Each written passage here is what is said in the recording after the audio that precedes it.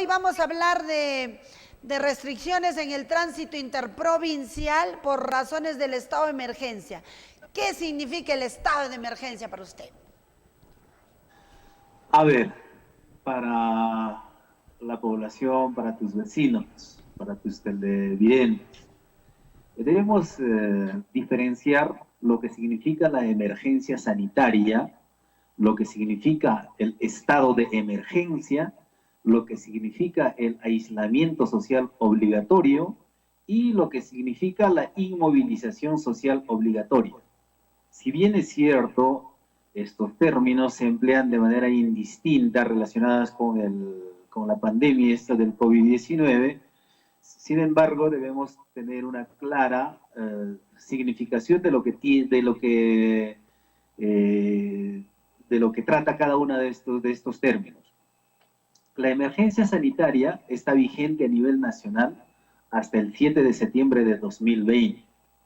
Es una declaración que hace el gobierno para tomar medidas relacionadas con la salud de todo el país. Se da con ocasión de la presentación esta de la pandemia del COVID-19, no solo en nuestro país, sino en todo el mundo, ¿no? Entonces, estas medidas están relacionadas con medidas de prevención, están relacionadas con los puertos y aeropuertos, qué se van a hacer con los puertos y aeropuertos, si se van a cerrar o van a estar abiertos parcialmente, etcétera, ¿no? ¿Qué se van a hacer con los centros educativos? Oigan, ¿va a seguir las clases presenciales o se van a suspender las clases? ¿O se van a tomar las medidas como ahora que está prevaleciendo las clases virtuales? ¿Qué se hacen con los espacios públicos y privados? Oigan, ¿se van a poder reunir la gente o no se van a poder reunir la gente? Con respecto al transporte, ¿qué va a pasar con el transporte? ¿Va a haber transporte o no va a haber transporte? Todas esas cosas relacionadas con los centros laborales, por ejemplo. En los centros laborales, para que puedan funcionar, te dicen que tiene que hacerse un plan de prevención y control del COVID-19.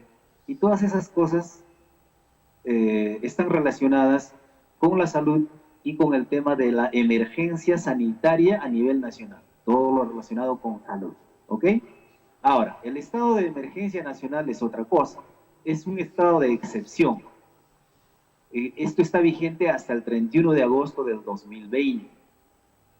Este estado de emergencia puede dictar el gobierno en situaciones especiales de un país, como por ejemplo en situación de guerra, en situación de convulsión social, en situación de terrorismo, en situación de violencia, o como en este caso, en una situación excepcional de una pandemia que se ha cebado sobre la población.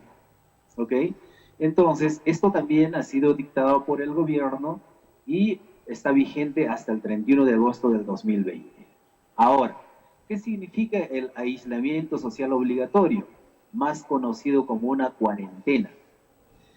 Esto está vigente a nivel nacional solo para los menores de 14 años, para los mayores de 65 años y para las personas con comorbilidades, es decir, aquellas que tienen algunas enfermedades preestablecidas, por ejemplo, aquellos que tengan cáncer, aquellos que tengan problemas coronarios, las personas obesas, las personas que tienen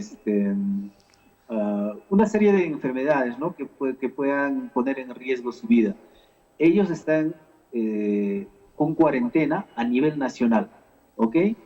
Y en las regiones focalizadas, o sea, en las regiones como Junín, Arequipa, Ancash y 21 ciudades más, todos debemos estar en cuarentena, excepto aquellos que por razones de trabajo debidamente autorizados puedan dejar de cumplir con esta disposición. En Junín, todos deberíamos estar en cuarentena, salvo aquellas personas que por razones de trabajo debidamente autorizados dejen de hacer. ¿Y qué significa la inmovilización social obligatoria? Que es el cuarto término que estamos utilizando. Es aquella que te obliga a no circular por las calles, que debes permanecer en tu domicilio. Esta está vigente a nivel nacional a partir de las 10 de la noche hasta las 4 de la mañana.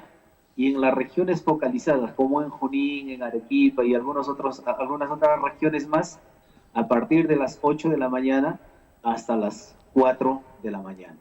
Entonces, son términos distintos que tienen que tomarse cada una como realmente significa, su real significado, ¿no? La emergencia sanitaria, el estado de emergencia nacional, el aislamiento social obligatorio y la inmovilización social obligatoria. Bueno, entonces, ¿cuáles son las restricciones en el estado de emergencia nacional? Ya que nuestros jóvenes acá en la región Junín no están acatando. Bueno, la Constitución Política del Estado garantiza una serie de derechos que tenemos todos los ciudadanos peruanos. Dentro de ellos están la libertad y seguridad personales, la inviolabilidad de domicilio, la libertad de reunión y la libertad de tránsito. En el caso del estado de emergencia que ha sido dictada por el gobierno nacional, se ha priorizado la restricción de estas 4 libertades, ¿no? La libertad y seguridad personales. Eso quiere decir que las fuerzas de orden pueden detenerte en cualquier momento, con o sin expresión de causa, por más de las 24 horas que señala la norma. También pueden entrar a tu domicilio sin autorización judicial. Es decir, la inviolabilidad de domicilio queda también restringida, ¿no? Si la policía ve que estás reuniéndote, por ejemplo, en tu casa, pueden entrar sin necesidad de solicitar autorización judicial. También está restringida la libertad de reunión. Es decir, si nosotros tenemos la libertad de reunirnos en las iglesias, en nuestros clubes, en nuestras casas o por cualquier otra razón en alguna fiesta, en alguna reunión, esta libertad está restringida también. No deben reunirse las personas o esa libertad no está vigente. Entonces, si las fuerzas del orden encuentran a una cantidad de personas reunidas, pueden intervenir y llevarlos detenidos. Ahora, el caso que nos ocupa, la libertad de tránsito. También esta libertad de tránsito, que en tiempos normales es irrestricta, o sea, cualquiera puede desplazarse al lugar que más le convenga, le favorezca o le dé la gana. En el caso de un estado de emergencia declarado, legalmente, constitucionalmente, esta libertad de tránsito queda restringida. En el caso de Junín, por ejemplo, las personas solo pueden movilizarse para el trabajo o para ir a algún hospital a atenderse o para comprar medicinas o para comprar alimentos, solo en esos casos. Y trasladarse a otras provincias, como ustedes saben, está totalmente restringido, ya que no existe ni siquiera la autorización para el transporte interprovincial de pasajeros. Perfecto. Así es. Y bueno, en caso de que se tienen que trasladar, ¿qué documentos tienen que presentar las personas que quieren trasladarse de un lugar a otro? Bueno, en primer lugar, ¿quiénes pueden trasladarse? Pueden trasladarse los trabajadores de las actividades autorizadas. Ustedes saben que han habido actividades económicas que no han parado desde el inicio del estado de emergencia sanitaria o del estado de emergencia nacional. Por ejemplo, a las empresas o los trabajadores de las empresas que se dedican al rubro de alimentos, al rubro de medicinas, al rubro de combustibles y a una serie de actividades que no han parado. Luego han venido paulatinamente autorizándose a algunas actividades en la fase 1, en la fase 2 y en la fase 3. Todas esas personas que se dedican a esos rubros que están autorizados por la ley pueden trasladarse de un lugar a otro, ¿ok? Y también aquellas personas que tengan que retornar a su lugar de origen. Es decir, si yo por alguna razón el estado de emergencia me encontró transitando en la ciudad de Lima y mi lugar natural de origen, de donde vivo, donde está mi domicilio real, es en Huancayo, entonces en ese caso también se me autoriza a poder regresar. Los que no pueden trasladarse de un lugar a otro son, por ejemplo, trabajadores de Cinemark, por ejemplo, ¿no? Porque esa actividad aún no está autorizada para poder trasladarse de un lugar a otro. Ahora bien, estos trabajadores de las actividades económicas autorizadas, como les digo, tienen que gestionar un pase laboral, un pase vehicular y tienen que acreditar su condición laboral con un photocheck o algún otro documento que acredite su relación laboral con la empresa de actividad autorizada.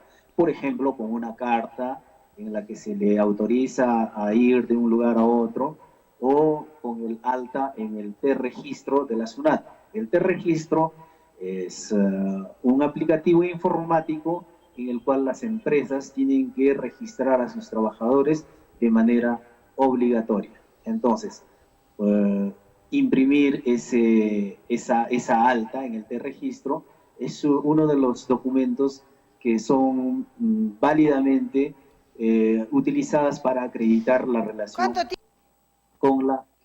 con las empresas.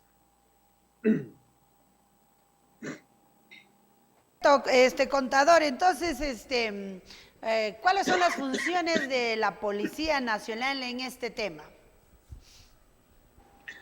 Bueno, la Policía Nacional en estos casos está facultada para verificar que cada uno de los viajeros cuenten con estos documentos. En caso de que no cuenten con estos documentos, sencillamente pueden disponer el retorno de aquellos que no cumplan con poseerlos, ¿no? Por ejemplo, si yo estoy yendo a la ciudad de Lima, está prohibido el transporte interprovincial, por lo menos de Junín hacia Lima. Entonces, si yo voy a viajar y no tengo estos documentos, el policía está en toda la facultad de decirle a usted: oiga, no puede pasar de acá, dése media vuelta y regrese a su lugar de origen. Eso está facultado a hacer. Y en caso de que no pueda, de que no cumplan con acatar la orden o la disposición de la autoridad policial, pueden imponer las papeletas de infracción a quienes incumplan. ¿Ok? Esto no obstante, los trabajadores o las personas que van a trasladarse de un lugar a otro tienen que conocer exactamente cuáles son los documentos válidos para poder trasladarse. Y ninguna autoridad, ni policial, ni de ninguna otra clase, pueden desconocer esos. Por ejemplo, los pases laborales, los pases vehiculares están son absolutamente válidos e imprescindibles para trasladarse, ¿no? Eso se puede tramitar en un aplicativo virtual que ha implementado el Ministerio del Interior, en la que se les requiere una serie de informaciones, y con ese es perfectamente válido para poder trasladarse.